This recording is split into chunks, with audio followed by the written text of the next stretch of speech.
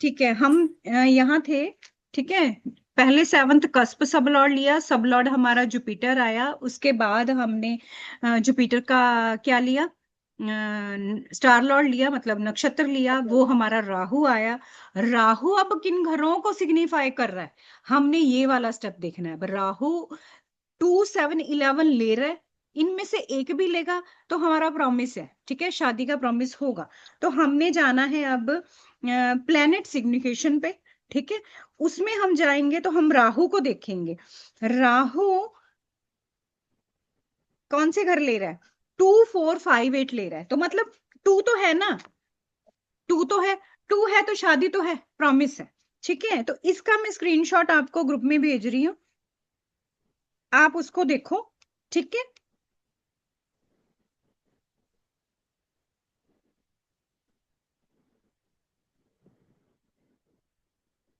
ये मैंने ग्रुप में भेज दिया।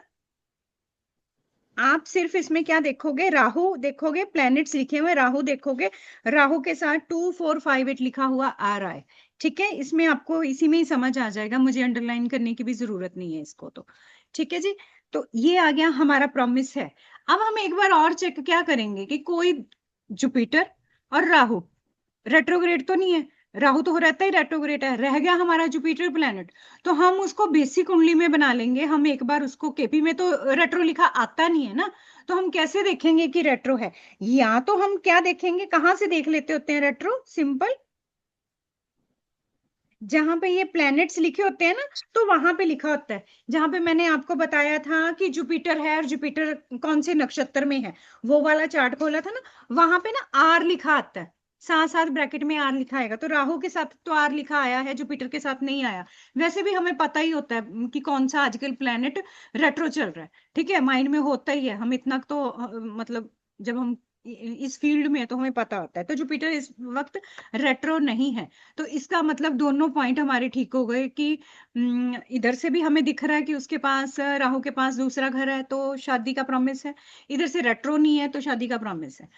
दोनों पॉइंट हमारे क्लियर हो गए। अब हम उसके बाद क्या देखेंगे, जब हमें राहु दिख गया कि प्लानिफिकेशन में राहु के पास दूसरा घर है, उसके बाद हमारे पास आता है अगला, जो इसी में ही एस्ट्रोसेज में अगला जो चार्ट बनता है ना हाउस सिग्निफिकेशन का, उसमें हमारे पास कौन कौन से हाउस आते हैं शादी के लिए, 2 7 और 11, 2 7 11। तो दूसरा घर, सातवां घर और 11वां घर, इन तीनों घरों में कौन कौन से प्लेनेट आ रहे हैं, हमने ये देखना है हाउस सिग्निफिकेशन में। हमारे पास ये देखो, ये मैं इसका भी चार्ट आपको ना स्क्रीनशॉट करके और ग्रुप में सेंड कर रही हूँ, आपको पता चलेगा इसमें।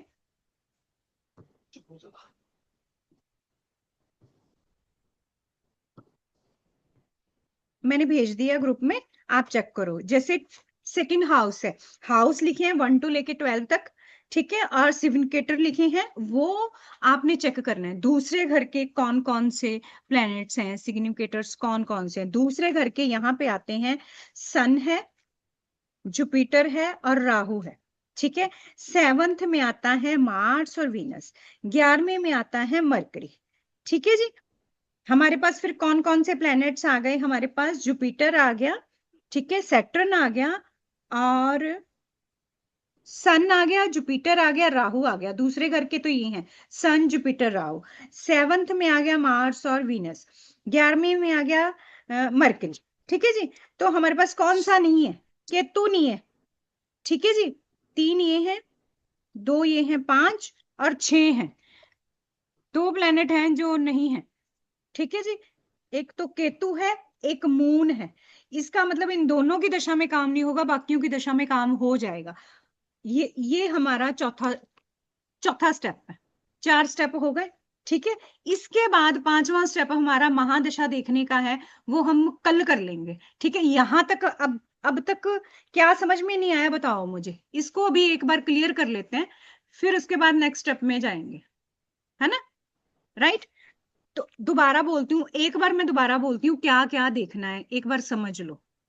सबसे पहले हमने कुंडली बनाई, कुंडली बना के उसको केपी में किया, केपी में करने के बाद हम हमारा टॉपिक चल रहा है मैरिज का, तो हमने कहाँ जाना है, सेवंथ कस्प सब लॉर्ड पे। कस्प का चार्ट खोला, कस्प में हमने 7th हाउस देखा, 7th हाउस से सामने देखा हमने सब लॉर्ड, एस बी ऊपर लिखा होगा, हमने सब लॉर्ड देखा, वो हमने जो भी आएगा वो नोट कर लिया, वो हमने अपनी कॉपी पे लिखा। उसके बाद जो वो सब लॉर्ड आया है वो कौन से नक्षत्र में है, हमने पीछे वाला चार्ट खोला प्लैनेट्स वाला, उसमें हमने देखा कि जो प्लेनेट हमारा सब लॉर्ड आया है उसका नक्षत्र कौन सा है, उसका नक्षत्र लॉर्ड कौन सा है, वहां नक्षत्र नहीं, नक्षत्र लॉर्ड देखेंगे, एनएल देखेंगे, एनएल क्या आ गया। सबसे पहले हम ये चेक कर लेंगे कि इन दोनों में से कोई रेट्रो तो नहीं है, पहले ही देख लेंगे। अगर तो रेट्रो है फिर तो बात खत्म हो गई वहीं पे। ठीक है, यहां यहां से स्टार्ट करो। नेट अगर रेट्रो नहीं है फिर अगला स्टेप क्या देखेंगे हम। ठीक है, क्या देखेंगे, जो नक्षत्र लॉर्ड आया ना हमारा एनएल आया, वो क्या उसमें ले रहा है, 2 7 11 में से कोई घर ले रहा है, तो हम कहाँ पे जाएंगे, सिग्निफिकेटर में जाएंगे। ठीक है, सिग्निफिकेशन में जाएंगे, प्लेनेट सिग्निफिकेशन वाले टॉपिक पे जाएंगे। ठीक है जी, हाँ प्लेनेट सिग्निफिकेशन वाले टॉपिक पे जाएंगे, वहां पे जाके हम देखेंगे कि क्या उसने 2 7 11 में से कुछ लिया। अगर उसने लिया है, 2 ले लिया, 7 ले लिया, 11 ले लिया, पहले हम ये देख के कह देंगे कि इसका शादी तो होगी भाई। ठीक है, डेट डूट बाद की बात है, शादी तो होगी, प्रॉमिस है। ठीक है, 2 स्टेप हो गए हमारे। उसके बाद जब ये हमने देख लिया, सारा कुछ हो गया, ये आगे प्रॉमिस हो गया, आगे हम जाएंगे हाउस सिग्निफिकेटर पे। हाउस सिग्निफिकेटर पे किस लिए, कि हमने अब हमारे पास 2 7 11 है, 3 घर होते हैं शादी के, इन तीनों में कौन से सिग्निफिकेटर आ रहे हैं, कौन कौन से ग्रह आएंगे, जिन ग्रहों की महादशा, अंतरदशा, प्रत्यंतर दशा में शादी होगी, हमने ये चेक करना है। ठीक है, तो वहां हम अपनी कॉपी पे नोट करेंगे 2 7 11, उसके सामने जो जो प्लेनेट लिखे होंगे हम अपनी कॉपी पे लिख लेंगे। लिख लिया, फिर उसके बाद हम आगे, अब अगला स्टेप हमारा महादशा का आएगा कि हमने महादशा चेक करनी होगी कि जो हमारे पास ये प्लैनेट्स आए हैं, ठीक है, प्लैनेट इसमें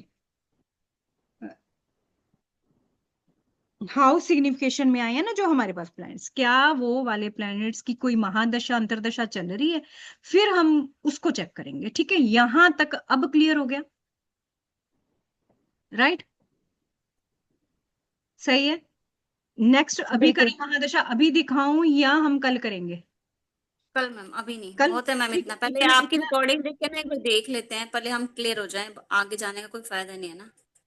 ठीक है, ठीक है, ठीक है, यहां तक ही करो, मेरे भी हिसाब से यही लग रहा है कि ये चार नहीं, इतना पांच बहुत है जो मैम, स्टेप्स इसको है ना, समझने। स्टेप बाय स्टेप आपने सीखने हैं ये वाले।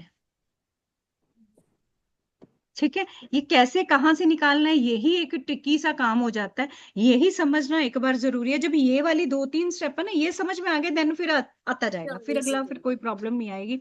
ये वाले की प्रैक्टिस आप प्लीज 2 दिन कर लेना कि कैसे कैसे कैसे हमने खोलना है। मैंने 3 4 बार रिपीट कर दिया, तो इसको आप वीडियो को बार बार देख लेना। ठीक है, अपनी कॉपी पे चाहे नोट कर लेना, देन आपको समझ में आ जाएगा, फिर उसको खोल के ना मेन स्टेप देखते तो ही यही जाना। है ना। 2 3 बार आप बना बना के देख लोगे ना फिर समझ में आ जाएगा। मेन स्टेप्स तो मैम यही है ना, या भी और भी हैं? ये अरे इसके स्टेप 10 हैं कम से कम। नहीं नहीं, जो थोड़े स्टार्टिंग में थे ना, मेन यही है। हाँ हाँ, मेन वाले यही आएंगे, यही स्टेप्स आपको हर जगह पे काम आएंगे, इसीलिए हमने इसको अच्छे से समझ लेना है। 2 दिन नहीं लग मुझे जाए, नहीं 3 दिन लग जाए, कितने भी दिन लग जाए, इसको समझना है। इसके एक बार एक टॉपिक हमारा कंप्लीट हो गया ना, अगली बार में आपको प्रॉब्लम नहीं आएगी फिर इनको स्टेप को समझने में, क्योंकि ये फिर फटाफट खोल लोगे आप। ठीक ठीक है, है मैम। फिर तो आप मुझे पढ़ाओगे। कि नहीं मैडम, ये आ रहा है, ये आ रहा है। नहीं, सही कह रहे हो, मैनिफेस्ट करते हैं ना, अच्छी बात हाँ, है, क्या पता आ जाए। कि ये वाला मैडम यहाँ पे आएगा, फिर आप मुझे बताओगे, तो अभी ये वाला कर लो, अच्छे से समझ लो। ठीक है, और कोई इतना ही क्वेश्चन है बहुत तो है। बताओ। नहीं, इतना ही है मैम, अभी रिकॉर्डिंग भी देखनी पड़ेगी ना हमें 2 3 बार ना। ठीक है, ठीक है, फिर कल मिलते हैं। कोई क्वेश्चन और तो नहीं है किसी तरह का भी? नहीं, ठीक है, नहीं नहीं चलो मैम। फिर ओके जी, बाय, राधे राधे, कल मिलते हैं फिर। राधे राधे। ठीक है, मंडे को।